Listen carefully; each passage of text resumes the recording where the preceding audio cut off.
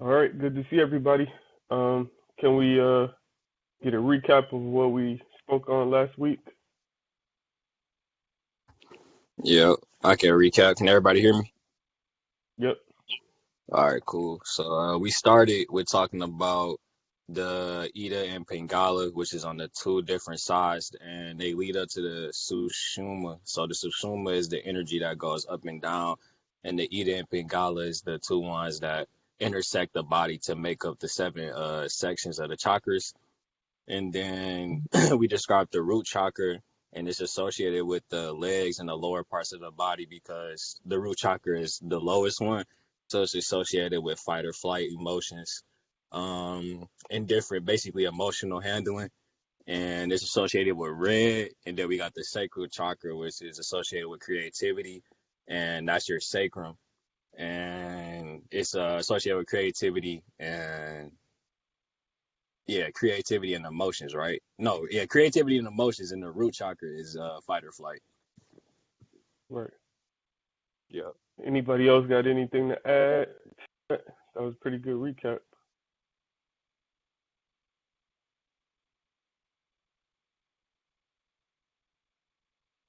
All right. Before we get started, anybody have any questions or comments?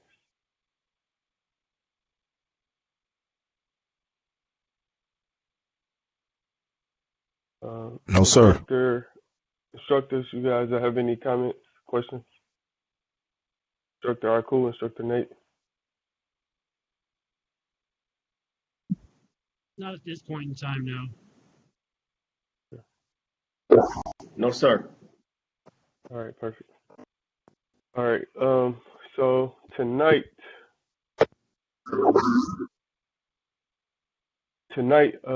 we're going to talk about the sacral chakra. I know the plan was to do 2 a week, but this one kind of goes with the first 2, so it would be kind of off if we went sacral and then heart chakra. So we'll just do 1 tonight, and then we'll do 2 next week, and then 2 the following week. I mean solar plexus. Sorry, solar plexus. I was like, wait. Yeah, we did the root and the sacral last week. Solar Yeah. plexus is this week, and then next week is heart and throat, and then the week after that, third eye and crown, and then we'll be exhausted.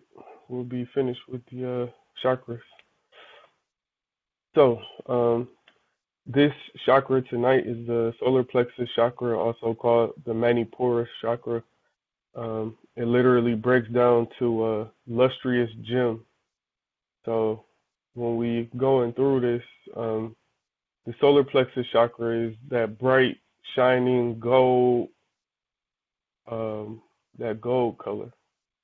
Whereas we had red and orange last week, now we are up to yellow gold. So that's the solar plexus, called the Manipura chakra. All right. So the element. Go ahead. I was going to ask you, can you spell that, please? Yep. Manipura.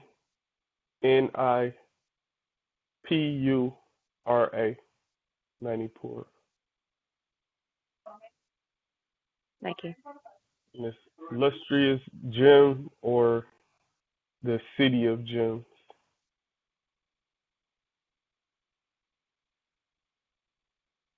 Got it? Yes. Perfect. All right. So the element of the Manipura chakra is fire. And it's not just any kind of fire, but it's the fire that ignites the light of our consciousness. We reach through the emotions and desire to find will, purpose, and action. So remember, the sacral chakra was the emotions, desires, creativity that we talked about, and then this one governs the will, the purpose, and action. The first chakra, the Muladhara, brought us solidity, stability, focus, and form. here we experience unity because it's the first one. So no other chakras at this point except for Muladhara. So it's unified. It's the one. And then from that ground, we move to Swavistana, or the sacral chakra. And there we experience difference, change, and movement. So now we move from the 1 to the 2. So when we go to the 2, now we have difference. We have 2. We have more than 1. Here we embrace polarity and the passions of difference, choice, and emotion. We expanded beyond survival, which is the first chakra, Muladhara, toward the desire for pleasure and merging with another. As we put together matter, which is the root chakra, and movement, we find that they create a third state, which is energy. So matter plus movement, we have a new state, which is energy. If we rub 2 sticks together, we eventually get a spark that can ignite a fire. In the physical world, we call that combustion. In the body, it relates to metabolism. Psychologically, it relates to the spark of enthusiasm and ignites power and will. In our behavior, it is the realm of activity. This is our third chakra, Manipura. Its purpose is transformation. Just as fire transforms matter into heat and light, the third chakra transforms the passive elements of earth and water into dynamic energy and power. It is through our will that we liberate ourselves from fixed patterns and create new behavior. So it was a lot in that. So this solar plexus chakra is the seat of our ego, our power, our will, our self-consciousness, all of that kind of stuff. So these bottom 3 chakras, root, sacral, and solar plexus, are our physical chakras. And they differ from the upper 3 chakras, with the heart chakra being the bridge, but not just the bridge, more so the gateway. So the heart is literally the center of the 7, and it's where we get the edict, as above, so below, because we have 3 lower and 3 upper, and the lower ones correspond to physicality, and the upper responds to mental. Any questions or comments so far?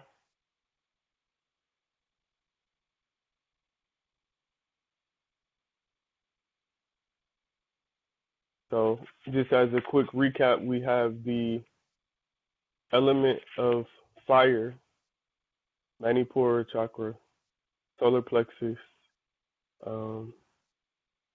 It's the third state of energy.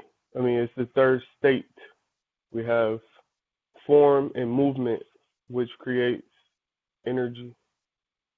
And this governs our ego, our will, our power, just our whole self-image or self-identity is found in the solar plexus chakra.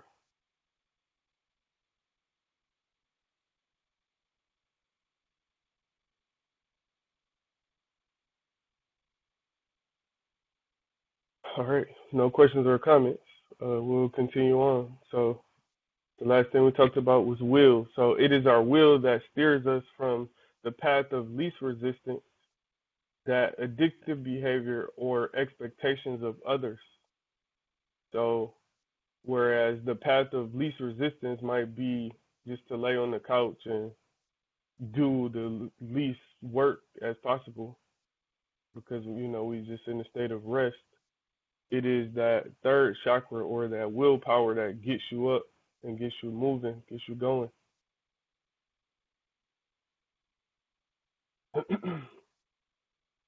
It is through the will that we take action that are difficult or challenging, moving towards something new.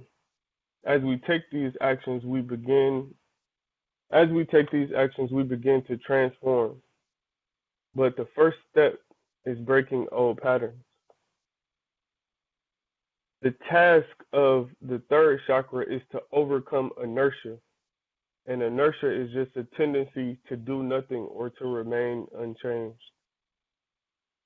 The will combines the forces of stillness, which is Muladhara, and movement, which is Svadhisthana, each shaping one another, right? So Muladhara is earth, Svadhisthana is water. So the two shape each other as we see. So water moving through earth and earth conforming around water. So the two shape each other. So see how they go hand in hand. The hardest part is getting started. So that's the overcoming that initial inertia, and that's where the solar plexus chakra comes in. Once we get a fire going, it burns more easily, right? Only needing to be stoked and fed. Conversely, once you get a business going, we use the returns to fuel its production. Once we overcome the inertia, the initial starting point. So basically it's saying that, we have a law of physics that says a body at rest tends to stay at rest, a body in motion tends to stay in motion unless acted on by outside force. So that outside force is the will, aka solar plexus chakra. Otherwise, things will just continue to go the way they go. Any questions or comments so far? Yeah, I was thinking about how if you hit somebody in their solar plex, like they just done, they kind of like lose their breath. They will to fight. My dad used to hit me in my chest, and I used to get in trouble. He used to have me like, just wow, you Mm-hmm. done for. And that's where the will come from. So For sure. So you can see, like, physically how being struck there, it caves you over, right? It literally takes your will away, the will to fight. And also, if you look at the meridian chart, you can see how all of the meridians converge right at the solar plexus chakra. They go straight up and down the center. So you have a whole lot of meridian channels that flow right in that area. makes sense. It's a very, very important energetically. So, we got the Dantian as one source of energy storage, and the solar plexus is another source of energy storage as well. So it's huge in the energy centers. It's one of the largest ones. Any other questions or comments? Um, okay, I'm trying to wrap my head around it. What exactly the chakras are? It's they're energy fields in our body. Did you watch the last one, like last week?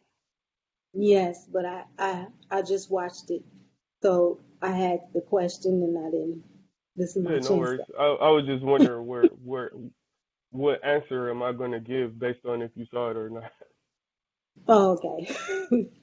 Yeah, so it's definitely energy centers or energy fields. So, we have a physical body, but we also have an energetic or subtle body as well. So those energy channels feed the physical body. So it's what allows us to do what we do in the world, right?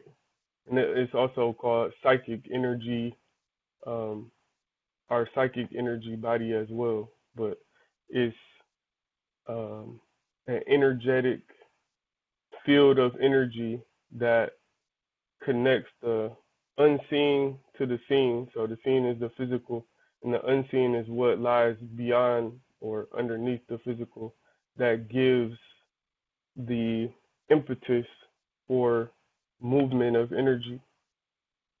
And so we have these different energy centers that are convergences of different meridian points.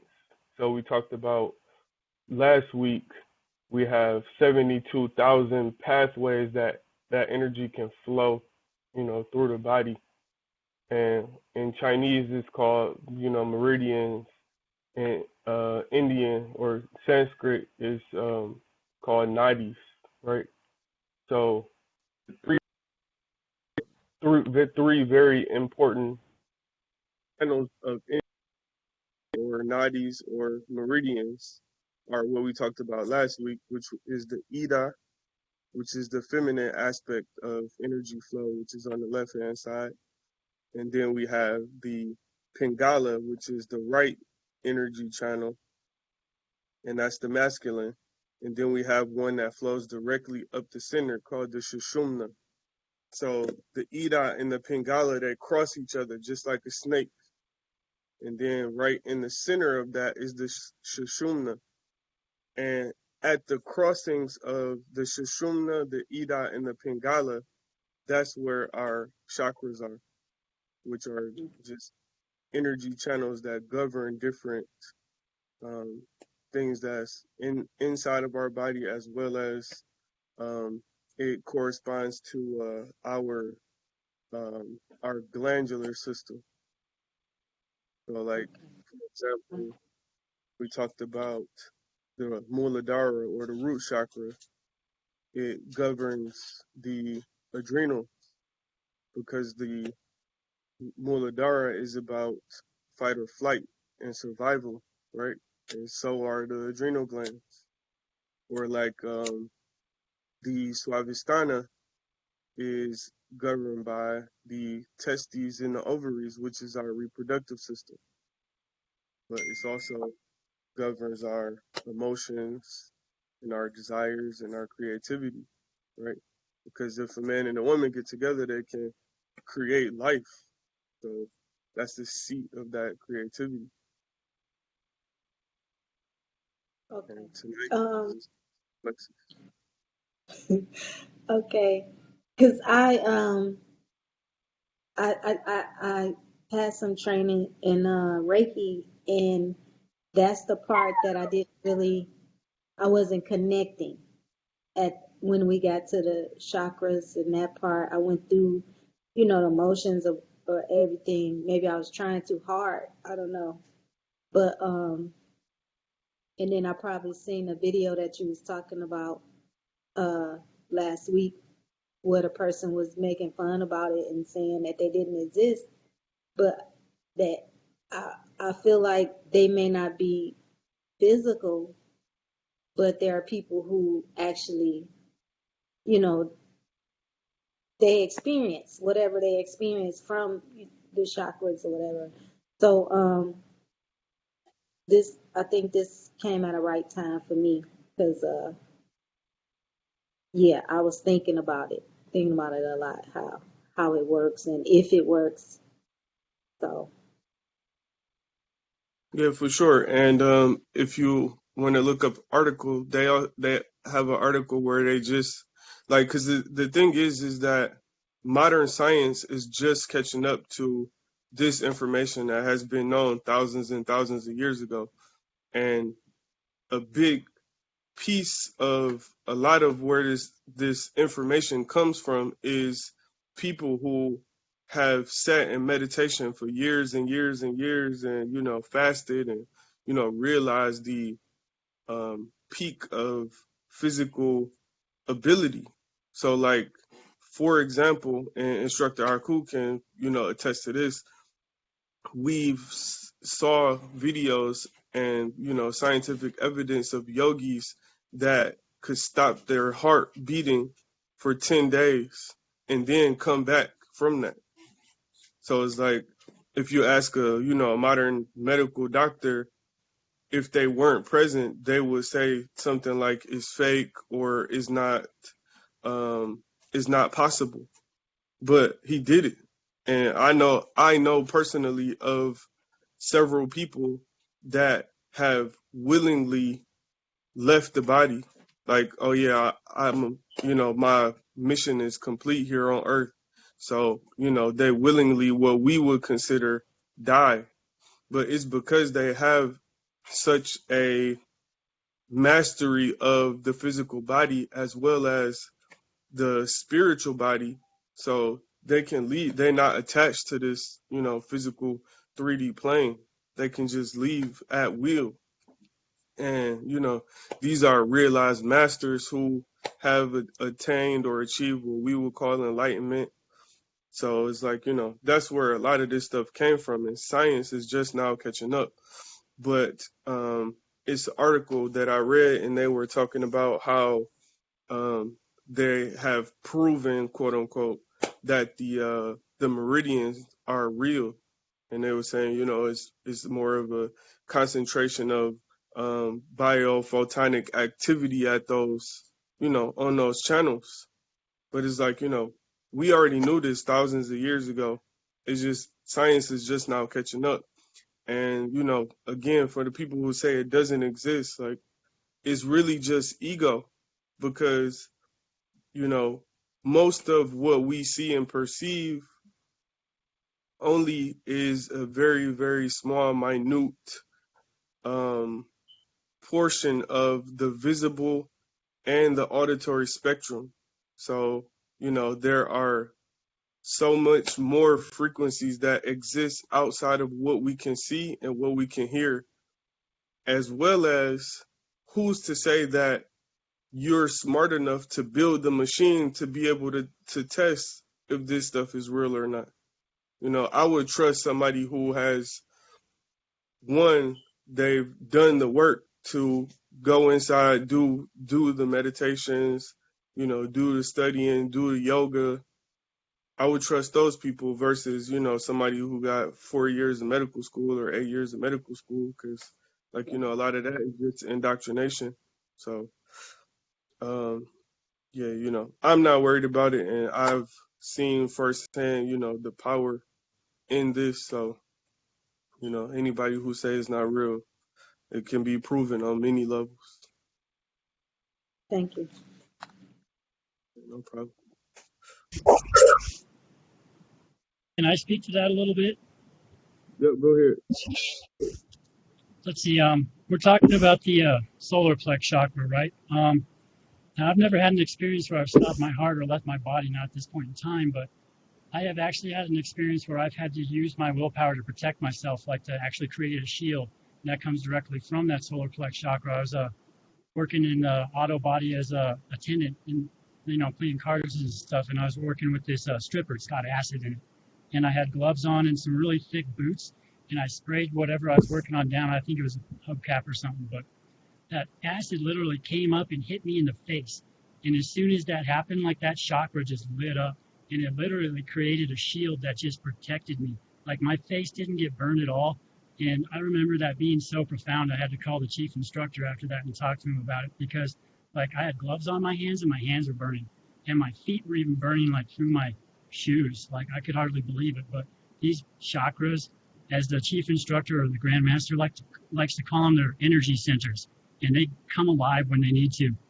Like the chief instructor said, the discipline is alive within us all, and it does not need our permission to act or move or operate. It's always there for us. It's alive. It puts on clothes with us. It walks with us everywhere. And a lot of this goes back to the Eightfold Path. That is how we line ourselves up to actually receive this power, so that we can light up these chakras. And the last class, we actually learned how to balance them out, right?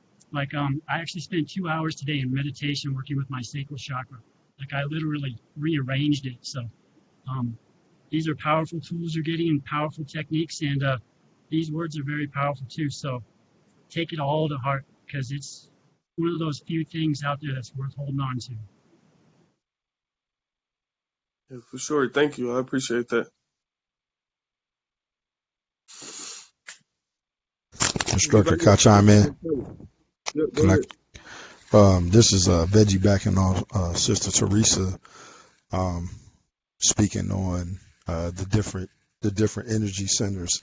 And for me, what makes sense is thinking about the different systems inside a car. So you have coolant, a coolant system. You have a transmission system, a oil, oil pan. You got electric. All of these different systems that function to make your car work require different fuses or power sources, and they're not all interchangeable. They're distinct and separate unto themselves. They require different liquids or fuels.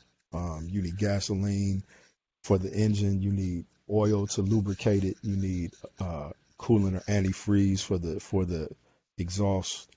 Not the exhaust, but the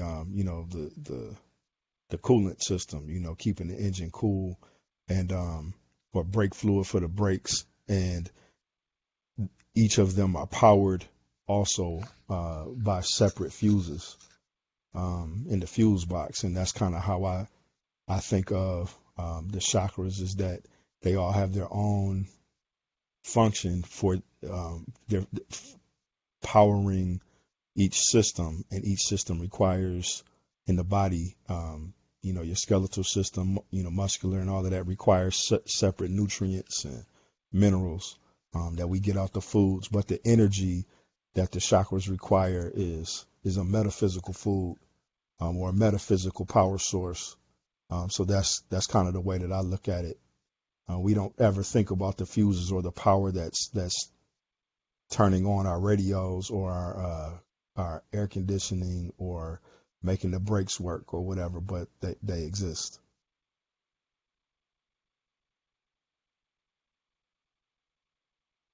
Thank you. Yeah, that's an excellent analogy too.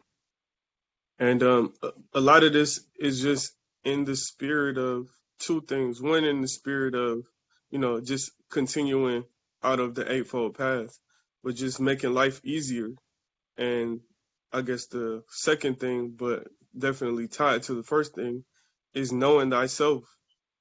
So the more that we know thyself, the easier life becomes, because it's like, if I'm if I have low self-esteem, for example, all right, I know I have work to do in my solar plexus chakra. If I'm constantly worried about survival, or having fear, like, I just know that the work that needs to be done is energetic work. And if I know what system is affected, I know what work that I can do to overcome whatever it is that I need to overcome. So, if a car breaks down and you don't know anything about the car, it's like you don't know what to fix. But I'm telling you, all right, this is the transmission, this is the alternator, this is the radiator.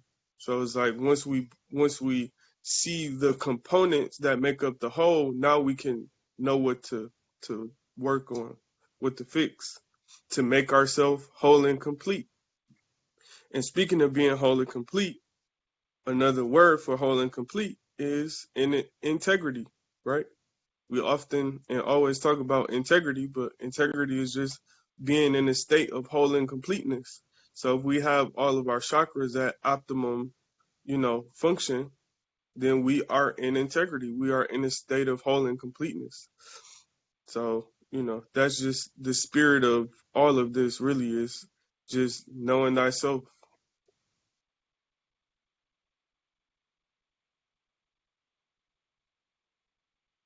Makes sense? Yes, Yes, it sir. does. Makes sense. Perfect. Anybody else have any other questions or comments? No, but I'd like to point out that man, know thyself is one of our mantras. Right, exactly.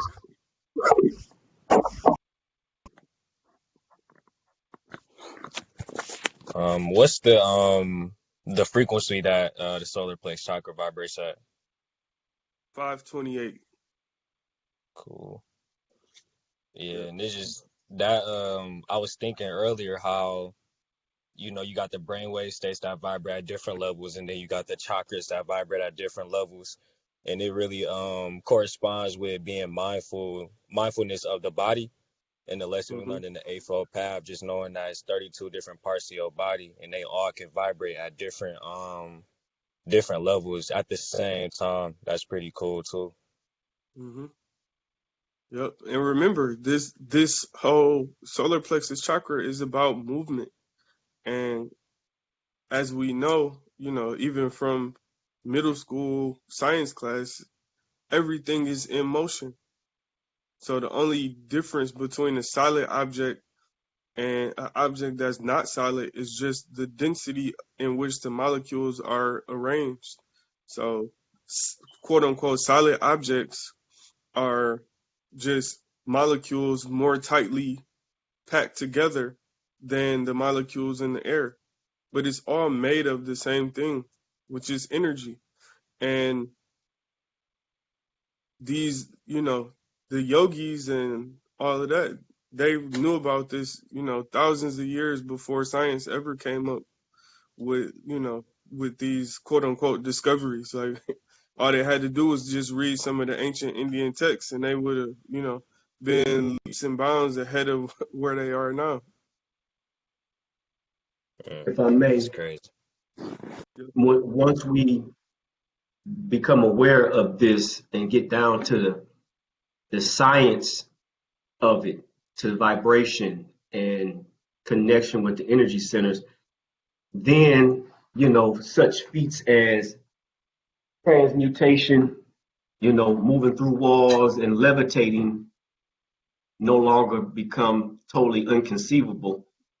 I actually have had an experience years and years ago in a collective whereby I was laying on the floor, and between the frequency of music being played and the chant and the energy of the people that I was with, I was literally vibrating and coming off the floor. But it was my thought that kept getting in the way of disbelief that limited me from coming completely off the floor. But I can tell you with assurance that I was vibrating at a rate that my body was coming off the floor. And it was just, like I say, my immature mind that kept blocking that from actually happening, you know, to the fullest extent. So I'm just saying all that to say this information, as we become connected to it,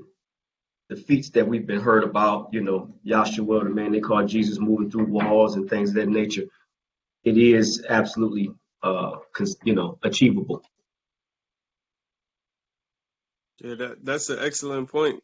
Like, you know, and that's what it's about. Like the man of knowledge is looked at as spooky or, you know, something unachievable to those that don't know. So it's like the more knowledge, you know, about this stuff that we gain, the more that those type of things can become commonplace. You know, I know you've all seen or heard of, like, you know, people on flying carpets, but it wasn't the carpet that was flying, it was the people that was flying. They was just sitting on carpet. So, you know, nothing is too far fetched once you know, really get and understand everything that we are laying down here on these calls. So yeah, thank you for that. I appreciate it. And actually, to piggyback off that a little bit, there's a book out there called The Celestine Prophecy. And in that book, like the people in South America that they're talking about actually raise their frequency to a level where they literally walk into the kingdom of heaven. You just straight up disappear. Like some people speculate that's what actually happened to the Maya. Right, exactly. Yeah. You know, it's a lot of those ancient civilizations that just were here today and gone tomorrow. So who's to say that they, and it's not even that they disappeared. It's just that they changed their level of frequency such that it was outside of the perceivable range. So, if you vibrate at a range outside of infrared or ultraviolet light, then technically you're invisible. So who's to say that they didn't do that and became quote unquote invisible to the naked eye because they just changed the vibratory rate? That's really cool to hear you say that, because that's actually what happens in the end of the book is they start to vibrate on that rate where like soldiers and people just run around them and they can't even see them. They're like, wait a minute, something changed. Right. That Yeah, that takes me to when I was practicing Islam, and I would read in Quran or in the Hadith about how Jabril, how the angel Jabril would speak to the Rasul, to the prophets, to the messengers, and the angels were always described as beings of pure light. And it hit me when I was thinking about physics and the theory of relativity, and a portion of that talks about Einstein espouses that at certain rates, light will give off a vibration, a sound, and at certain vibrational frequencies, sound will give off a hue or a light. And my whole thought was, what if the messengers, the people who were receiving these holy revelations, the way their physiology was set up, or the way that their metaphysical selves were set up, was that they were able to perceive sound as light and light as sound, and that's how these mysteries were revealed to them. You know what I mean? That they might have just been on a different level of scientific understanding, or back then it's considered miracles.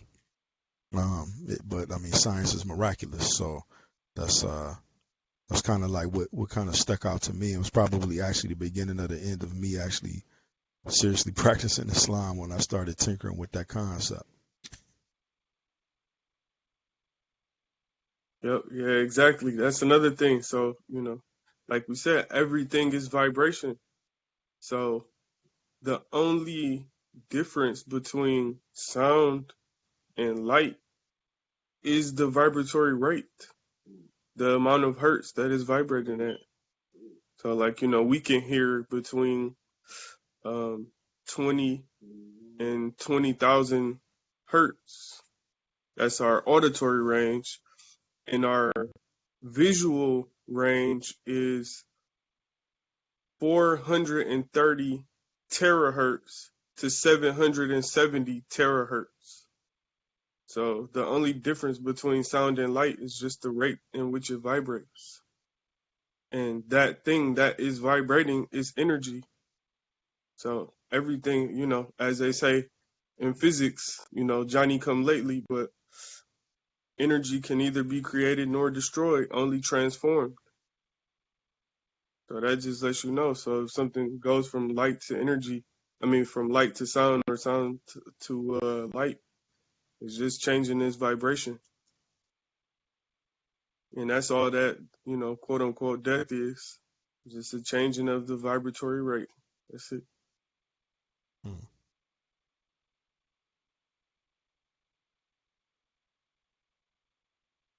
Good stuff. Good stuff. Anybody else? Questions, comments? Yep. Yeah, we can hear you. Yep.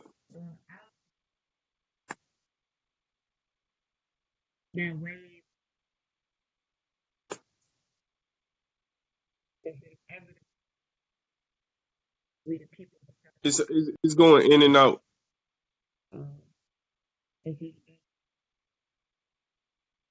A little bit. Yep.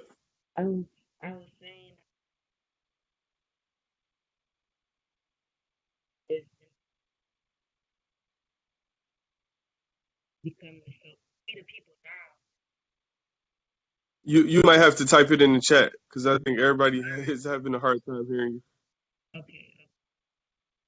Yeah. Thank you. Sorry about that.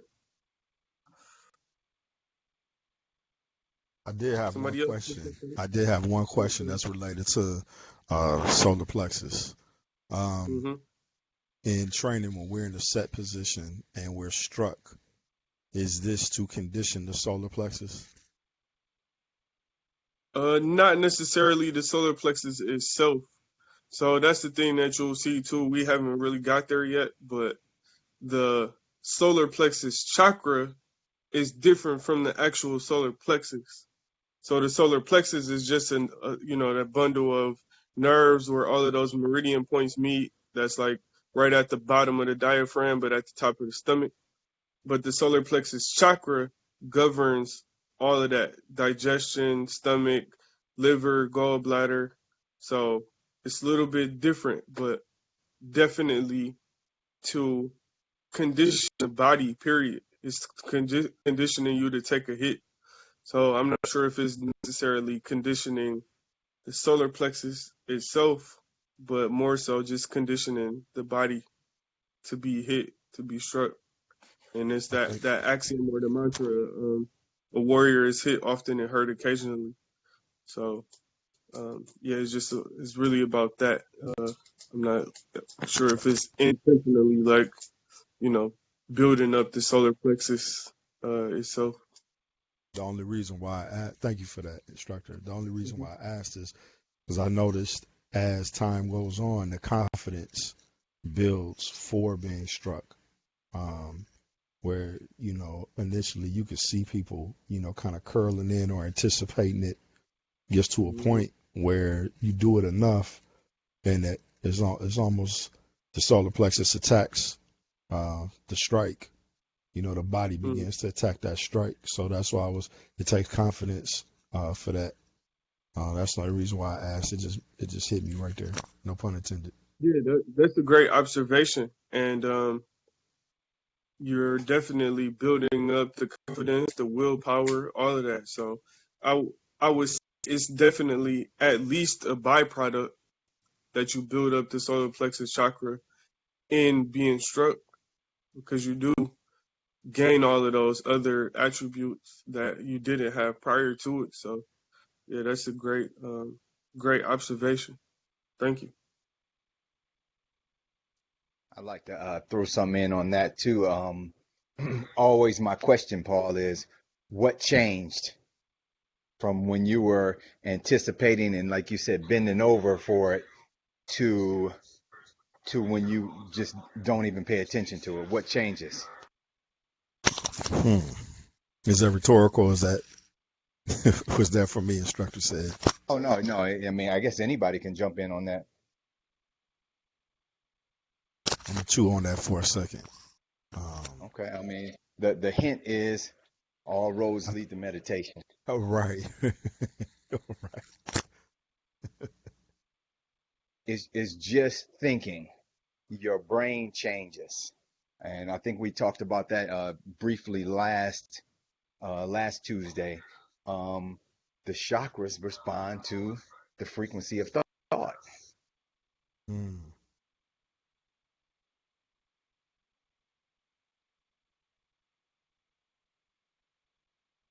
wow. That's Yeah, excellent. Yeah. I know we also discussed foods to eat. I'm assuming that as thought can be food. So, obviously physical food has something to do with whether the chakras are working. I'm assuming you go in there too, instructor, Northled. Oh yeah, most definitely. You already know. I was gonna say we could skip to that and then come back actually.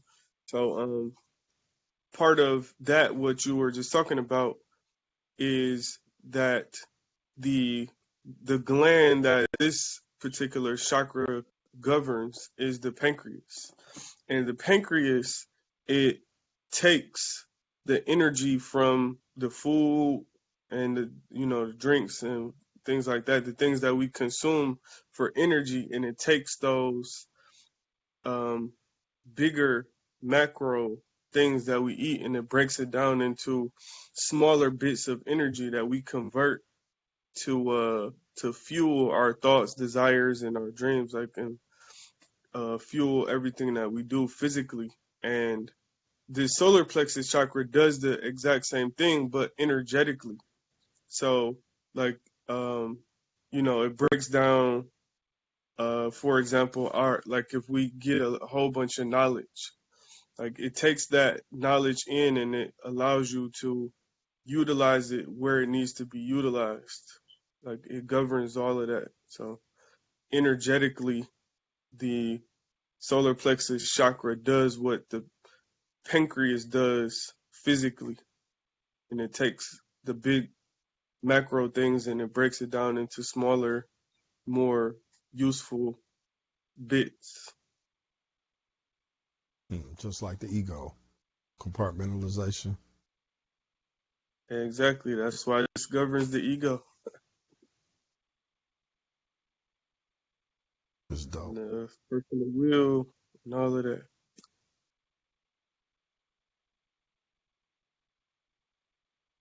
So the Any other? digestion and assimilation of all things.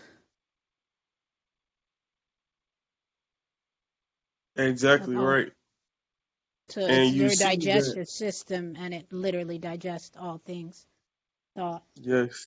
food. You see, digestion is what? A fire process, right? Yeah. We talk about metabolism. That's the internal heat. Does any know what a calorie is? Like when we say, Yes. this food has 500 calories. What is a calorie? Is It's it the amount of something like energy it takes to heat up a molecule of water 1 kilocal or 1 Kelvin. Exactly right. It's a measure of heat, right? AKA fire. Oh, You see CJ, how, smart. right? Yeah, I ain't think nobody was gonna get that one, but that is what it is. It's a unit of energy. So the burning process is the burning away of the things we don't need, thought, food, quote unquote calories, and then the retaining of the things that we do need or that are useful. Exactly right. Wow. You can actually use that inner fire too to burn away like certain things that may have been attached to you along your journey that you can perceive as baggage too. So that willpower, you can direct that inner flame and actually use it as a healing fire too. Destructive and constructive fire. Mm-hmm. It just depends on what you do with it, just like the feelings and emotions that run through us all. This is tying into like golden urn breathing and meditation. Oh yeah, for sure. Just looking at the chat. All right, yeah. Any other questions or comments?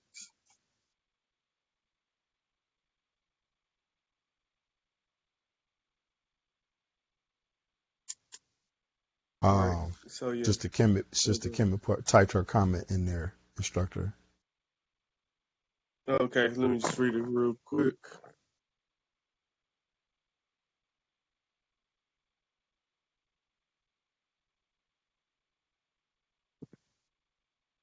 Oh yeah, that's a great point. I just read it too, but and that's an age that we live in now. Is that just think about just say, or it's 2020 right now. Just think of 100 years ago, 1920. How many people had knowledge of the chakras, or how many people had knowledge of the Eightfold Path, or how many people had knowledge of meditation, even, in a recent poll they just did stated that over 40% of the youth population now partakes in some type of meditative practice.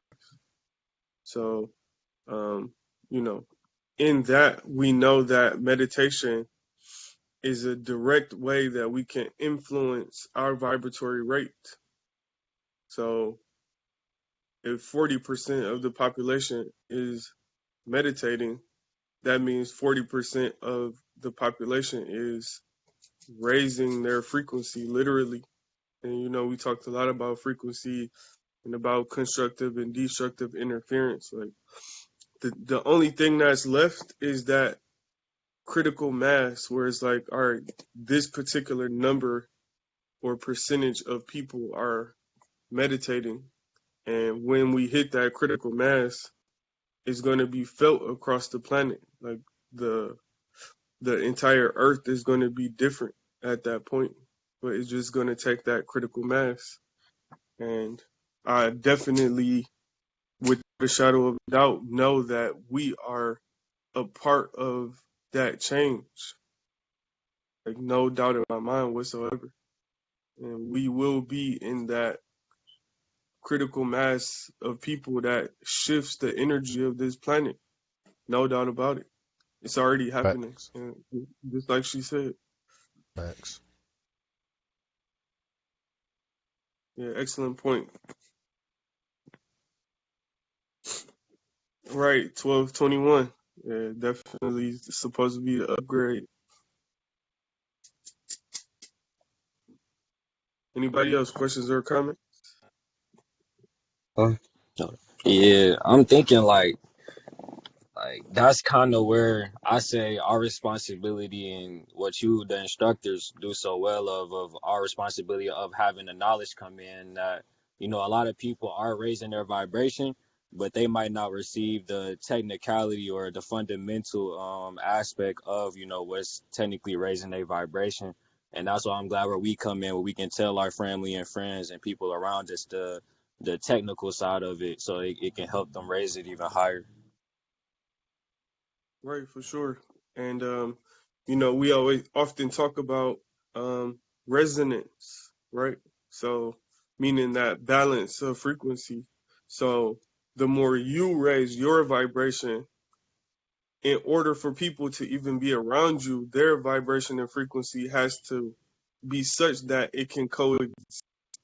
Otherwise, you'll be losing friends, you'll be losing family members, because they literally won't be able to be around you because your vibration is too different from theirs. So, the planet is in equilibrium or balance or homeostasis, as we talk about. And in order for people to even coexist around you, they have to shift the frequency, or else they'll be up out of here. So in the work that we do, we literally affect the people around us and our environment. So that's definitely a great point. Yeah, the village of 5 people who meditate all day can, like you said, say the village of 500 people. Yep, exactly.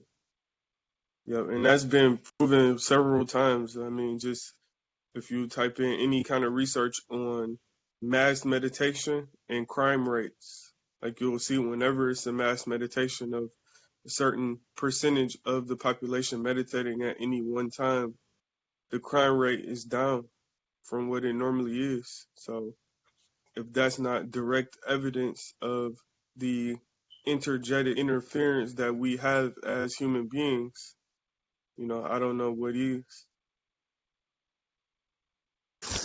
And to that point, we can't sit in meditation all day because we have responsibilities and duties and things like that. But getting to the point where we elevate the meditation from laying to lotus to embracing the tree to moving meditation, that allows us to interact and model what the internal work looks like out in public amongst our sisters and brothers in the community, and it's felt. And I've been working to bring that moving meditation as often as possible to my work environment, because it can be high stress, not from anything physically, physical exertion, but just the people not being able to deal with the pressures and the multiple, the multitasking, and so their responses are stress, one of stress. But I'm finding that if I'm modeling the type of frequency and Zen that is called on us in a multiple, for example, if I do that in my work environment, other people respond to that calm. And that's kind of just been my thing, is just to maintain that stay in that practice, stay in that, whatever the practice is, stay in it, stay in my lane.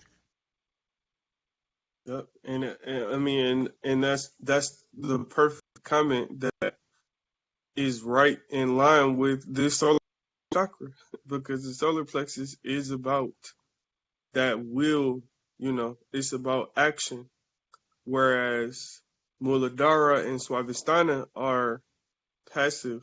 Like, Earth is passive, it's subject to, the whims of environment. And then water, Swavistana, is also subject to the earth, the curvature of earth is passive.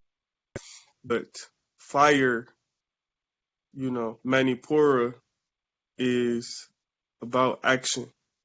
It's about doing. It's about overcoming that inertia where, you just want to sit around and do nothing. Like, this is the willpower. This is that, that kick in the butt that gets you moving. So that's right in line with what we're talking about right now. Also, too, instructor, when you speaking on fire, in the candle practices that instructor said had us doing a month or so ago, just sitting in front of that candle, even though we were working, instructor said, and instructor Vaughn had us on that. I'm still blown away when I really stop to think about what fire is, like that. I still really can't explain it the same way we can't really explain will. It's there. We can see it. We see the results of fire, but how do we compare it to anything? Like, even with water, we have other ways to observe H2O and ice form and vapor. So we can see it as a gas or a solid. We can observe it in other ways. We clearly can observe earth. With fires, it's like a whole nother, like, it's otherworldly. You know what I mean? I guess everything is in that sense, but that will is also something that we see the evidence of, the aftermath. When fire hits something, we definitely see it burning the shit out of stuff, and it destroying or being used to forge things. But to actually really break down what it is, same thing with the will. It's like when I see you do Ring of Fire for 3-4 minutes with 14 or 15 of us and you don't break a sweat, I see instructor said go through, a 2-inch board without really no thought. Instructor Ghost with the palm healing in the wrist or whatever the case may be. Just thinking of that intangible will, then like fires is, I don't know, it's kind of like it's mind blowing for real. Yeah, that's great. And I actually had a quick definition too. So the fire that we talking about is the fire. It provides the subatomic primordial fuel to sustain all of our physical, mental, emotional, and bioenergetic functioning. It also fuels our resolve during our journey toward enlightenment. So the fire that we talking about is fuel, is not, physical, is not tangible, but it's that internal drive that we use to do what it is that we need to do. And as you or as you see, as we move up this chakra ladder, we get more and more intangible. So, like, first was earth, then water, then fire, then next week is air. So it's like, it's more and more intangible and less being able to even put words to describe what it is. Mm.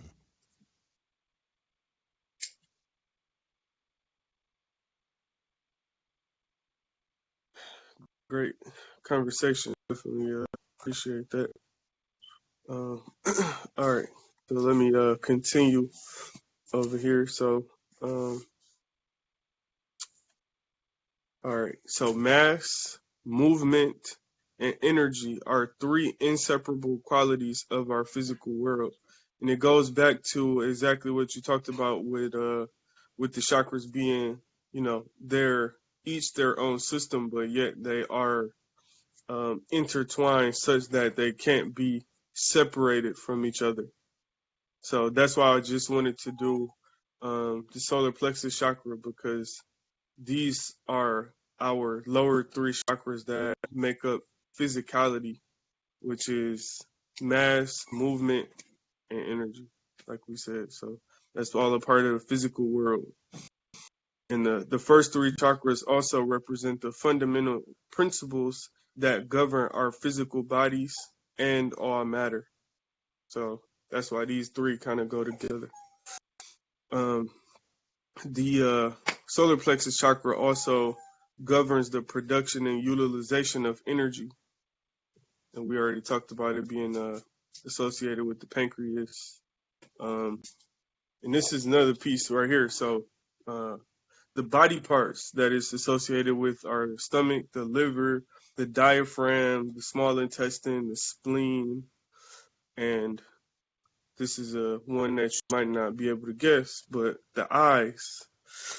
And so, you would think like the third eye should be associated with the eyes, but the eyes are actually associated with solar plexus chakra.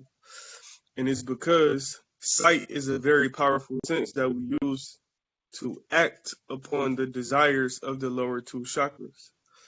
On another level, sight is also seen as insight, or the ability to see beyond the ordinary. This insight at the Manipura level is seen as instinct, and that's what we call the gut feeling.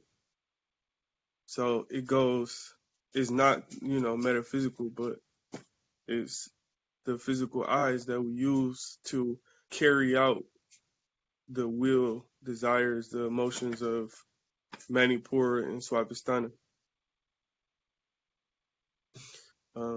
The animal associated with this is the ram, which is pretty obvious. The planet it's associated with is Mars, the god of war, which is also fire. The sign obviously is Aries. Also associated with the sun, so sun, Leo. Frequency is 528 hertz that we talked about. The foods that are associated with this are squash, lemon, sweet potatoes, yellow orange peppers, spelt, and oats. So a lot of orange, yellow vegetables as well, and fruits, and as well as starches, which are complex carbohydrates, which are also associated with this, because it's about fire, it's about fuel. So, you use complex carbs as long-term or long-burning fuel that you use as energy. If it's blocked, it equates to low self-esteem, powerlessness, inferiority complexes. If it's balanced, it expresses itself as confident, being in control, having personal power, drive, and good self-esteem. And if it's overactive, it manifests as being power hungry, domineering, perfectionist, critical, or controlling. So you can see kind of like that egomaniac, power hungry person that wants to dominate and control. So I have a question. Yep. The sense organ being the eyes. So you just gave the explanation why and how, which makes perfect sense. Though, how does the action organ being the anus, how does that apply? We can talk about it offline. Oh, okay. I got you. Any other questions or comments?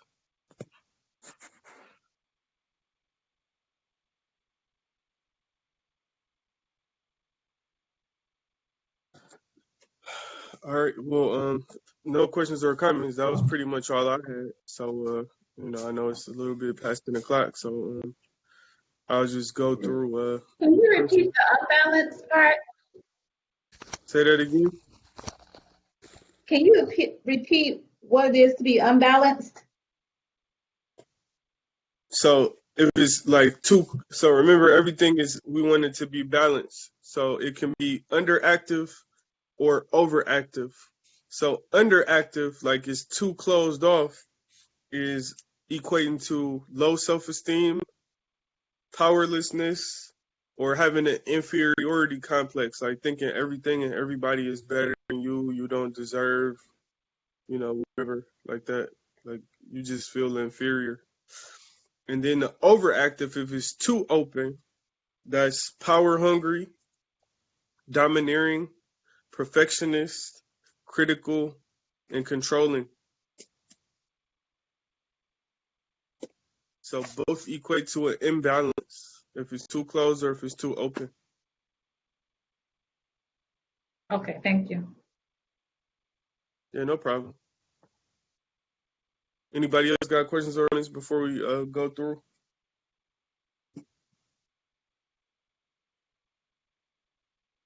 All right, we're going to start from the bottom this time. Teresa.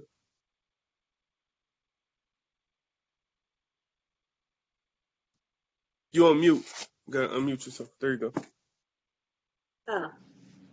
Okay. I don't know what I'm supposed to say. Oh, just any questions or comments?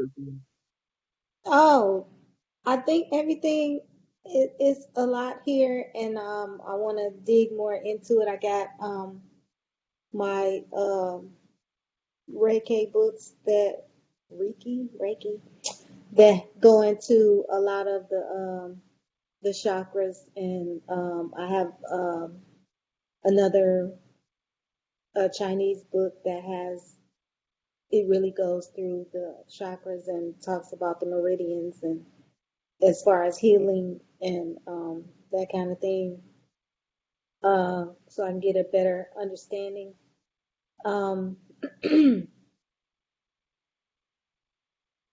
It's a lot to take in, and so I guess all I got is time. So a little bit at a time. And I did recall a time when I was younger when I probably was in my 20s and I was with my previous husband, and we had this thing where he said,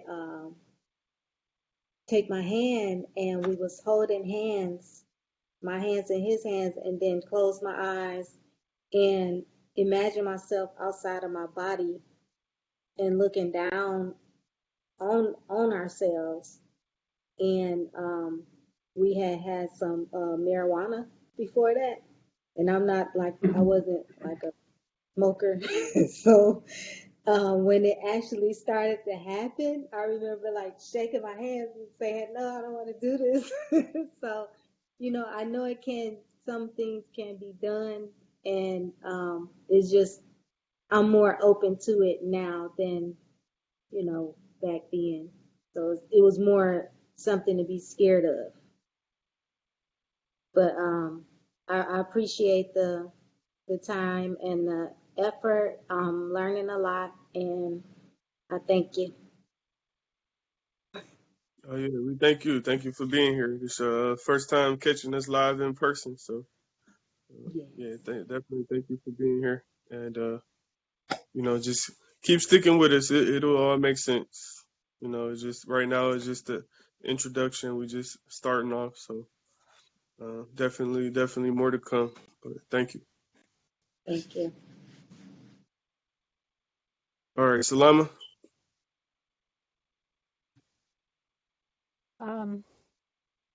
Hi, everyone.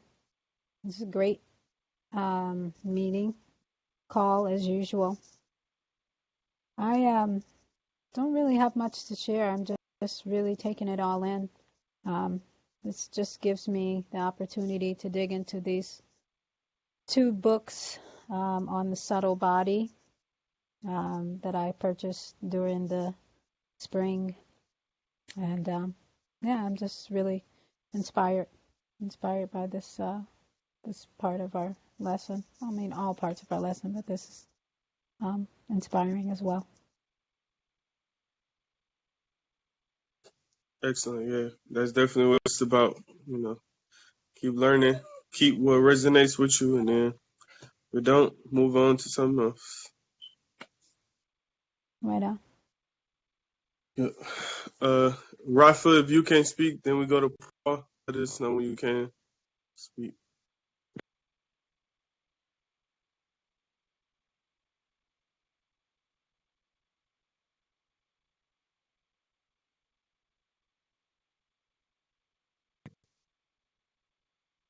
Paul, you can go ahead. Okay. Again, thank y'all, instructors, sisters and brothers, for y'all time. Thank you, Instructor Northleg, Instructor Nate, Instructor Cedric, for guiding the discussion and giving us the information. It's interesting, like, think you kind of know a thing, and then somebody gives you a perspective you haven't seen yet. They open the door, allow you into a room that you've never been in, giving you a perspective on something that you thought you've seen before, you thought you had seen before. And so that was tonight for me. And so I want to sit with this information a little bit more. I'll probably revisit this one and the last week's discussion on root and sacral.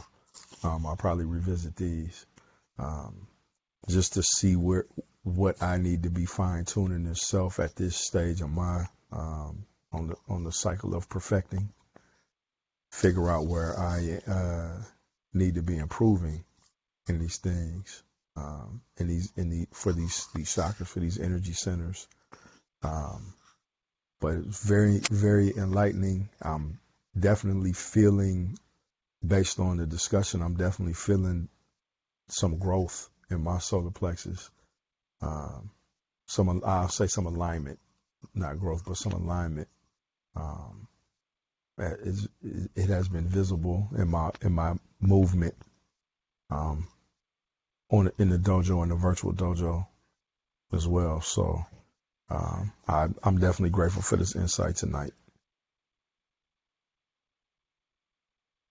Yeah, we're grateful for you, and definitely thank you for being such a willing participant. Definitely made a huge difference. So thank you. Thank you for being here. Thank you, instructor, for having the space. Yep. Shani.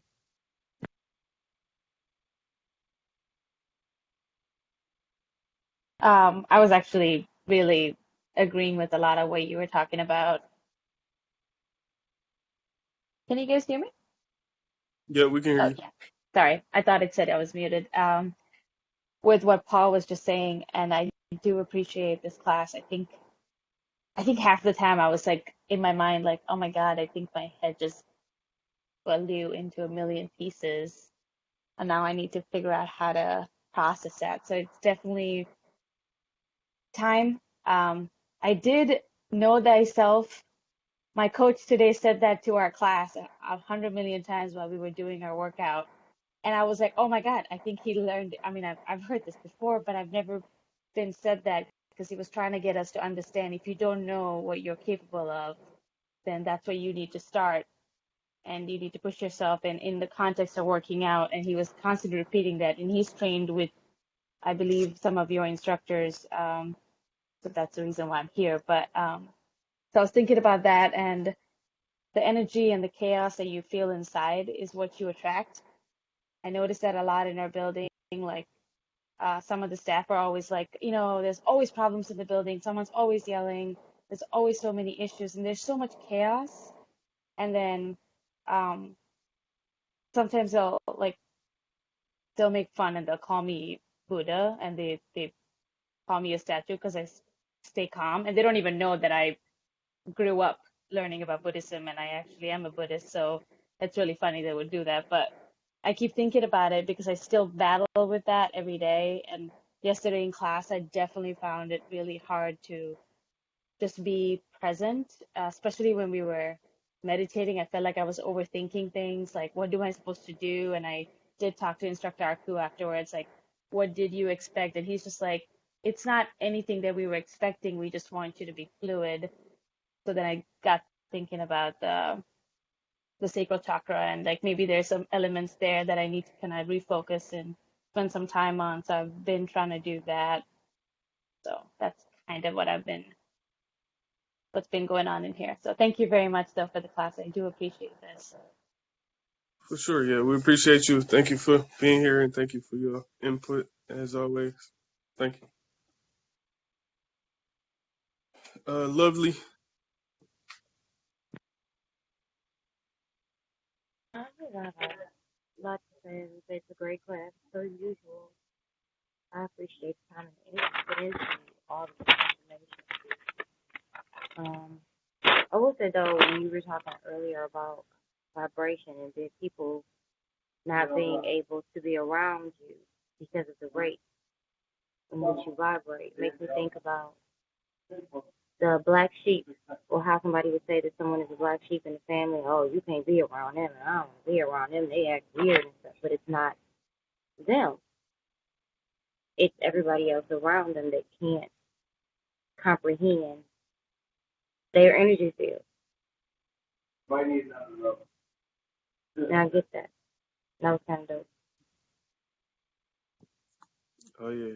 You already know. You understand. Okay. You know Thank I you. know. Thank you. Thank you for being here. Kong.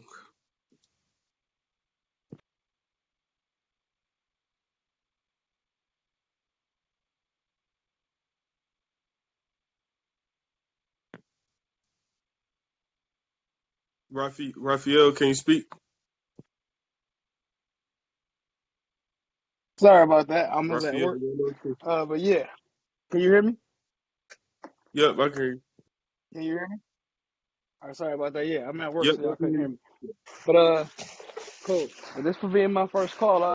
Found it very enlightening. I appreciate the opportunity to be a part of it.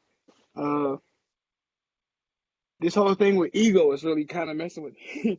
So you know what I mean? From the previous thing to now, everything, not everything, but it keeps coming back to ego, and that's kind of one thing I battle with a lot. So I'm learning, and I appreciate it.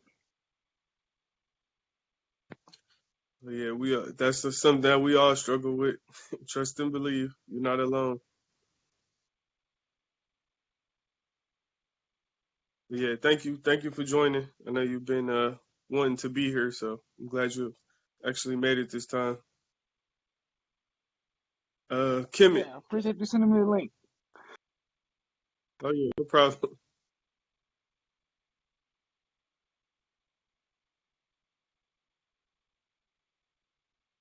Can you hear me now? Yeah, that's better. Okay. So, yeah, I put in the text that Mama Ray and myself, we did the chakras to see where the spin was, and I thought it was interesting how I got pulled back to this chakra, because like I can just recall in my life always having to revisit this space, or always having casual digestive issues, or overeating, or just dealing with a lot of motionless when it comes to activating. And I think about right livelihood, and I think about when we were talking about the the the the one about power. Was that the four something, but the one about power, and I thought about the say it again, the natural enemies. Got Four you. natural enemies. Yeah. For natural enemies. I really appreciated the speech about power, because I never really thought about the other end of being unconfident, or overconfident, and even the ego talk. I feel like the ego talk came out of one of the first two spills, and I've never known myself to even acknowledge the idea of ego. Like, yeah, I know what it is. I know people do it. Usually I see what a over ego is about, but never really thought about a under ego. But I was thinking today about, regardless on what end of the spectrum you're coming from, whether it's from an undeveloped ego, you still have to meet in the middle. Like the journey may look different, but y'all both going to the same space. So I appreciated what you said about the vehicle. You kind of compared this chakra, or just all the chakras, to like a vehicle, and like the transmission, or or the wheel, or they all have different functions. So it was just real beneficial for me to initiate the space of, okay, where are my chakras vibing at? And I think about like right livelihood, because in my own personal, space, I just think about how it's a lot of things that I feel like I'm here to do, and will always be back and forth, or ignoring my gut on how to activate that fire and keep it lit, to where I am able to, just steer forward and clear on what I know I'm here to be doing, and to stop all that people pleasing, just, have a firm direction and what I'm working to do, and just move forward. So I was just really appreciating, this call. Oh, another thing I was thinking about was, I appreciated that you mentioned the eyes, because that's been something I've been really focused on lately, like the healing of the eyes. And I had stumbled upon some information that said that the disrupts, what causes the eyes to disrupt is a under functioning pancreas and liver. So I never really made that tie to it being the solar plexus, but I do see true to how that could be the seat of where the clarity of your eyes, even the digestion. It's like, I feel like how well you can breathe is how well you can pour from that space. I think about in my life growing up, in addition to having over digestion, or just having a hard time with my solar plexus area wherever I went, I think I lost my train of thought. Oh, breathing. That's what it was. The breathing, the capacity of how well I could pull in air at any given moment, having real shallow breaths, and just how it all ties in. I ain't gonna take too much more of y'all time listening. No, we appreciate that. That's tonight was perfect for you. I'm Yeah, glad you were here and able to make those connections, because all of that stuff is interconnected and interrelated. So yeah. yeah, powerful comment. Thank you for that. Appreciate you.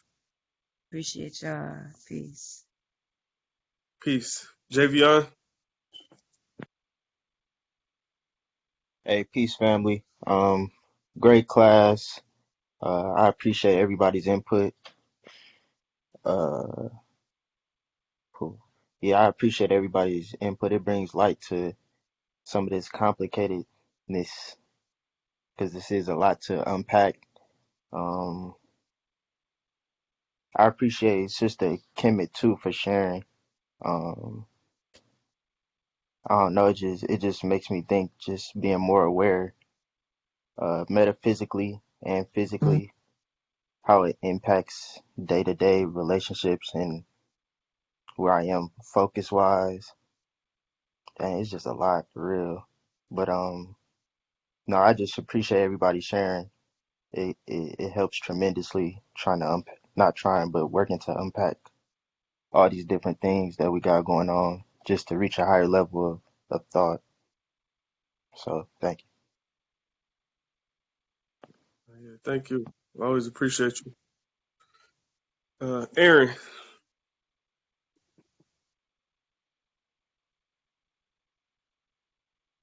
Tonight was very informational, eye-opening.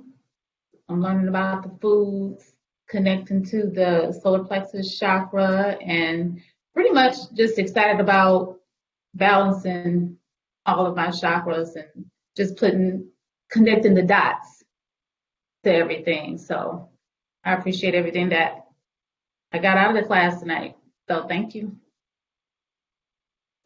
Thank you. Thank you for being here. Definitely appreciate you. Emerson. Yeah, well, I appreciate everybody, all the instructors, and especially all the participants that contributed to the conversation. It's interesting that you said the solar plex, is associated with the eyes. My pinhole glasses came in today, but it's sweet how the solar plex is also associated with the sea of the soul. And we always talking about how the food that we eat is so important. And when you recognize that as it contributes to your will, and your will is associated with everything you do, the solar plexus chakra is like, it's so important, man. And it just makes so much sense how everything connects. And also the movement and the stillness piece, how you have to have that in balance and pertaining to the solar plexus chakra. And how yesterday, during the practice, I was so into the meditation piece and the stillness of it. I was so into the meditation that it kind of like it was taken away from my movement, my focus in my movement. I was so in my meditation that when my blows in the floor practice, I wasn't as intentional with the point of contact in my blows. So it's great that we went over the solar plexus chakra today, so it can beat in my brain. I need to have the balance of the movement and the stillness as well. So great lesson tonight, and I appreciate everybody for sure. Excellent. Thank you. We appreciate you. CJ. Peace and love, family. I really enjoyed tonight's lesson. I definitely resonate with Sister Kemet. Like the solar plexus chakra for me is one of those chakras that I have to constantly and intentionally work on balancing. For some reason, the rest of them, it seems like once I balance them and I identify which ways they're out of balance, as soon as they start moving towards out of balance, I can just, knock them back in place real quick and get myself together. But the solar plexus seems to be a lot different from me. So I appreciate today's lesson because it's also a reminder for me not to give up on that, or that it's just all part of the process and all part of the journey. So not to give up, not to feel frustrated, not to feel defeated. It also feels good to be connected to a family that has like a similar level of awareness and all working towards the same goals. So I definitely appreciate that. And I also appreciate the piece about energy. My brain is a little mush now, so I can't remember the names of the books, but one of the Joe Dispenza books was started off about how there was a monk who was able to leave his handprint inside of a cave, like literally pushing the wall of a cave. And then I was reading another book where a yogi was talking about how his father ended up finding his spiritual master because he had a lot of money, and one of his workers was like, oh no, I gotta go see this spiritual guy, he's amazing, X, Y, and Z. And the father was like, well, I don't know if we want to give you time off. And then the spiritual guy appeared to him and started talking to him, and he was like, wait, how did this happen? And it's like when you think about these things and you think about like the miracles that were spoken of in a lot of ancient texts and things like that, like Instructor Aku mentioned, it's like it's scientific. Like it all boils down, like science and spirituality really do match when you have such a limited understanding or you only go by what's presented to you at first on surface. They seem to disagree wholly. But once you dive into it, it all makes sense and everything just becomes so much more simple. Whereas it seems like initially we overcomplicate things. So I just appreciate the lessons and everyone sharing. Yeah, definitely. We appreciate you, and you answered that trivia question that I didn't think nobody would know. It's that science background. Yeah, that was great. Thank you. We appreciate you being here. Bird.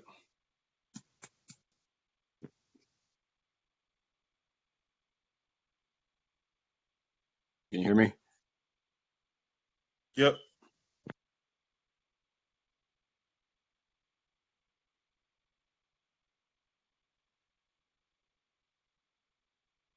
I'm not sure if you're saying anything, but we can't hear you now. Hello? Go ahead. There you go. Okay. I said I appreciate everybody who's on the call. The lessons are always great. I haven't had as many questions recently because the instruction that y'all are providing is so clear in the examples, and everybody's input is just making it very clear. So I spend a lot of time just looking back on my own personal experiences and see how what you're saying has played out in the past. I feel like everybody's just removing the vines from my path, one by one, and helping me take a few steps forward. Some things that have really stuck out, as always, just when you talked about how us raising our levels will force anybody around us, whether they know it or not, to raise their levels. And that's how, we will improve the state of the world. And that's just, that's profound to me to hear that, because I haven't heard anybody put it like that before. And understanding, the effects of us staying calm while everybody else, may be experiencing chaos, and how powerful that is for people who are suffering or going through whatever they are going through, to be able to turn to somebody who has found peace and calm. And then when you're talking about the integrity, about the chakras, and all we're trying to do is align everything so that the signal can, from the universe and from nature, can travel through us clearly, we can get the message. And it made me think about the field I work in, networking field, and about how as technology evolves, what they've been trying to do is find better ways of transferring signals from one point to another. It went from phone lines, copper, it went to Ethernet cables, and it went to fiber optics. And all they're trying to do is be able to deliver a message with better integrity at a real-time pace. And, what y'all are teaching is helping me align my systems of communication better, so that I can get those signals, and I can transmit and receive and not be confused. The message comes pretty clear, especially with the way y'all break everything down.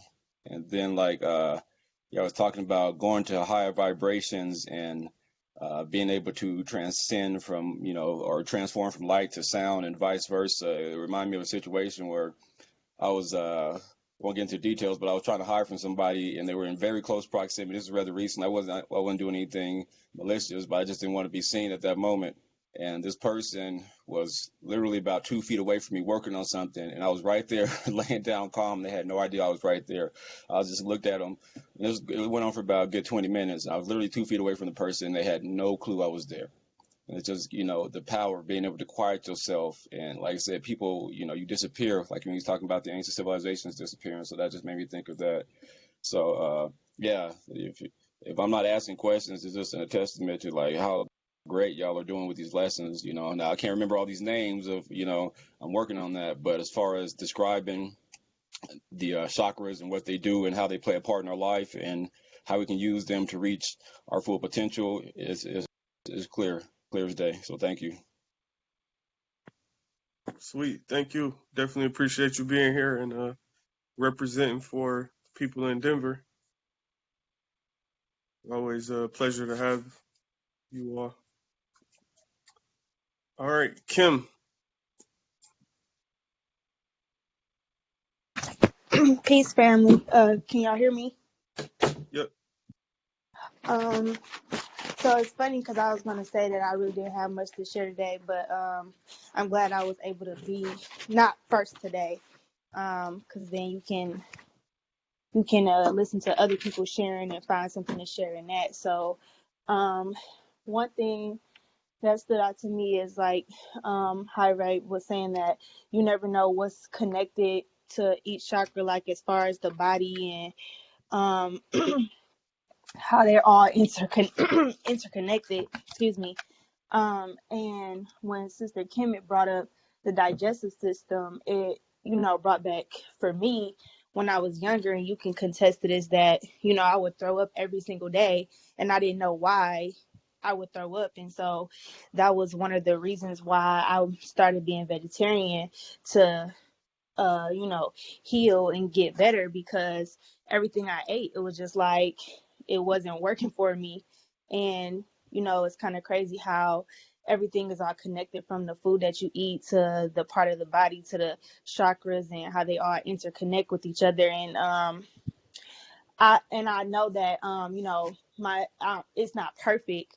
And it was crazy too, because when we went over the chakras in class with Kemet and Sister Ray, the solar plexus was one of the ones that showed up for me that I needed to work on. So it's great to bring light to those little things that you don't think about on the normal. Like, you just think like, oh, something's wrong. Maybe I need to just eat better.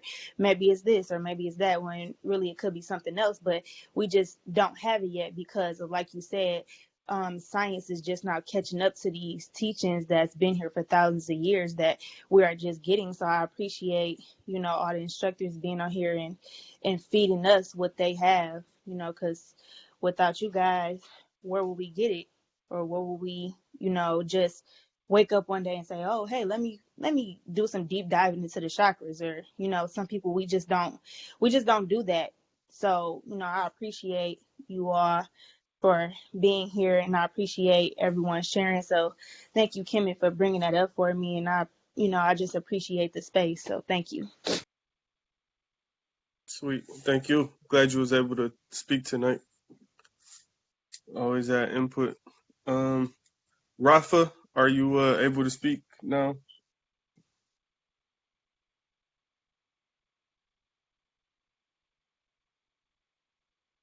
If not, we go to Instructor Nate.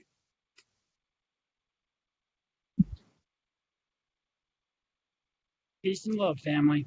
Let's see. I've been sitting here and just reflecting on everything that's being said, and these energy centers are a part of our universe. And I'm starting to realize that with all the information and knowledge you're getting here, you're actually getting an insight on how to rearrange your universe.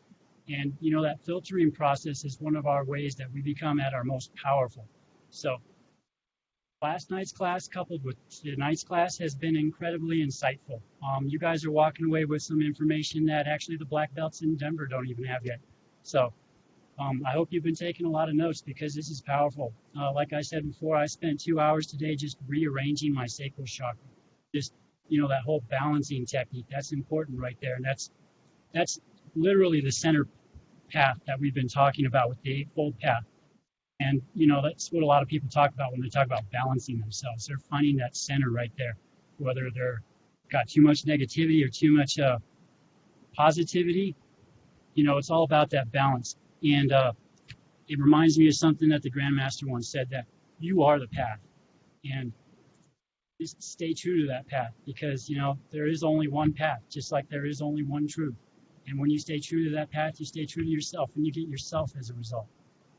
So really glad to hear everything that everybody's been saying. You've been taking it all in. Like, I look forward to seeing how powerful you all are when I come out there to, mix it up with all of you, if you will. Because you Wait. all are so more powerful than where I was at this point. Like, you all blow my mind. So keep it up. Wait, you kind of slipped and said mess it all up. You're going to mess us up on the dojo floor? Is that that too? Oh, that was definitely. I was like, whoa, wait a minute, Nathan, catch yourself there, because in each other, just like we learn to work with ourselves. It's not about like, oh, I can beat this person up, or like I'm better than that person. We're all equals. We're all here to work with each other, and that's how we lift each other up. And the instructor lifts us up, he lifts all of us up as a result, and then vice versa. When the students lift themselves up, they help lift the instructors up too. So, I mean, it's the discipline's a never-ending wheel, and we're all connected, just like everything in the discipline's connected. And if you talk about it long enough, you'll end up talking about everything in the discipline. Yeah, we definitely can't wait to have you. And every time I think about fighting with you, I just remember the one time where you hit me with a heel kick. And I was like, normally I'm the only person that does that, and be able to hit somebody out of nowhere with a heel and they don't notice. But you did it to me, and I, definitely had to smile at that because I definitely wasn't expecting it. So, yeah, we definitely can't wait to have you. Oh, so he is going to come back on. When the time's right, yes. And that's awesome. Actually, I remember that. Like, that's actually kind of like one of my secret weapons, just like you were saying right there, like giving it away. Most people don't ever like expect that or see it. So I love using that heel kick. Just comes out of nowhere. All right. Instructor Arku.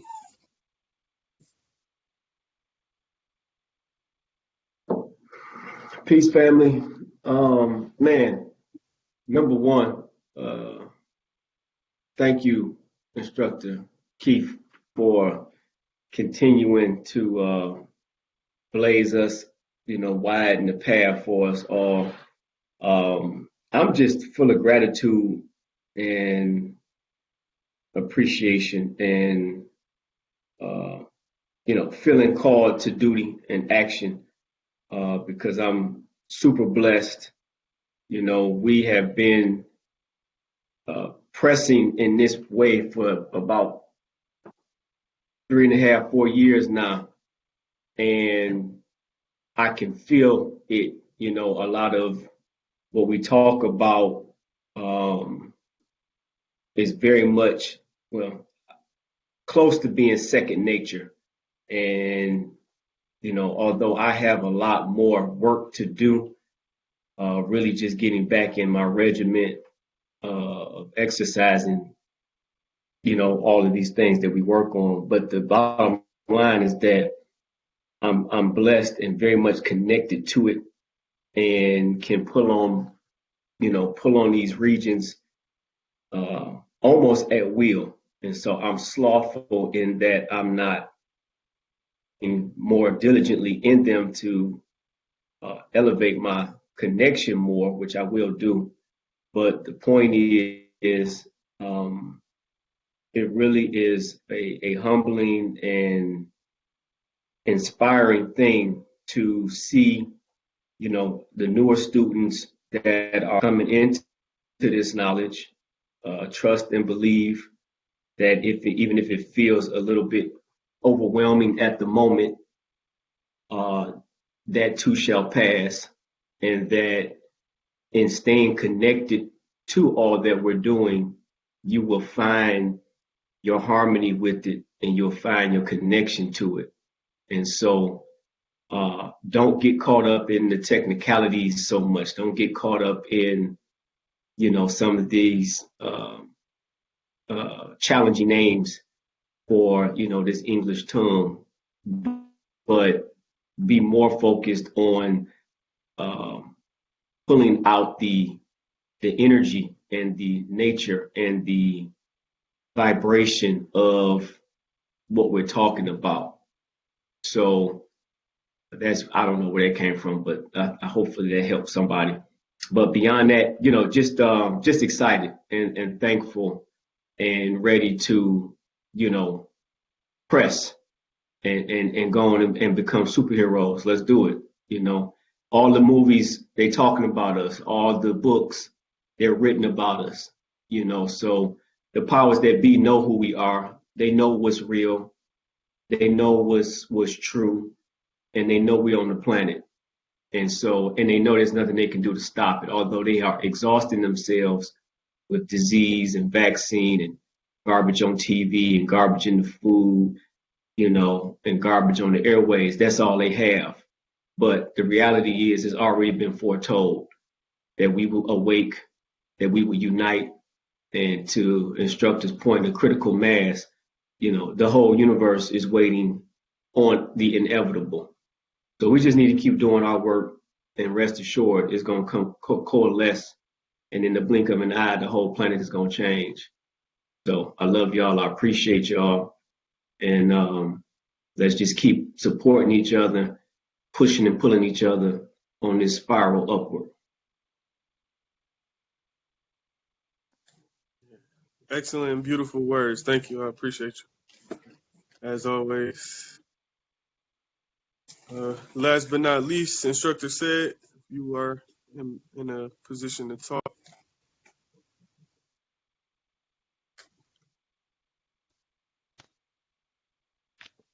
Peace, family. Sure, I don't have anything to say today. The couple minutes I got in was great. I heard most of the commentary, but I didn't hear much else. So much love, family. Yeah, I'm fielding 2 conference calls right now. Okay. Yeah, well, we thank you for being here. I know you're working overnight, so yeah, thank you for joining, doing what you can.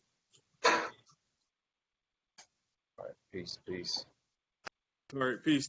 Well, yeah, that's it.